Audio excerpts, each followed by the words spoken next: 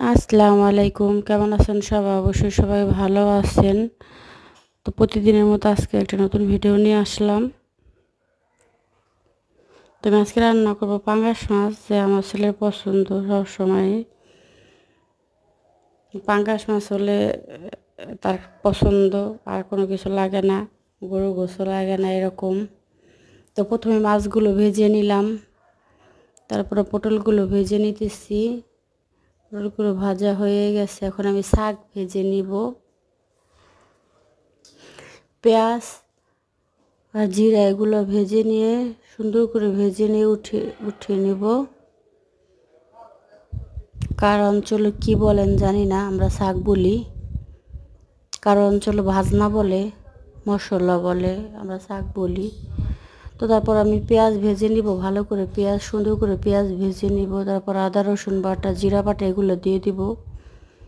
এগুলো দিয়ে একটু পানি দিয়ে দেবো, পানি দিয়ে সুন্দর করে একটু ভেজে নিব।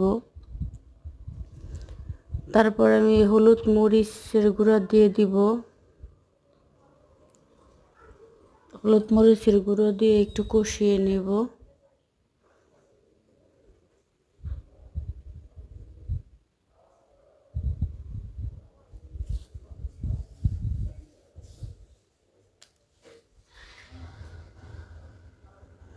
ভালোভাবে মিশিয়ে কষিয়ে নিব। কিছু কাঁচামরিচ দিয়ে দিলাম।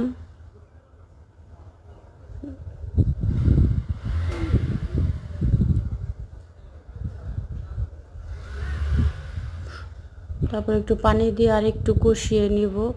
শুধু শুকনা মরিচ দিয়ে রান্না করলে একদম কালারটা ভালো আসে না, একটু কাঁচামরিচ, একটু শুকনা মরিচের গুঁড়ো দিয়ে করলে কালারটা ভালো আসে। তারপর আমি কষিয়ে আলু দিয়ে দিলাম কষানোর জন্যে। কিছুক্ষণ ঢেকে কষাচ্ছি। তারপরে এই যে দেখুন, কষানো হয়ে গেছে। এখন পরিমাণ মতো পানি দিয়ে দিব। আলুর মধ্যে পটলও ছিল, তো পরিমাণ মতো পানি দিয়ে দিব, অনেক বেশি না। পরিমাণ মতো পানি দিয়ে এখন ভাজা মাছগুলো দিয়ে দিব। ভাজা মাছগুলো দিয়ে তরকারিটা জাল করব।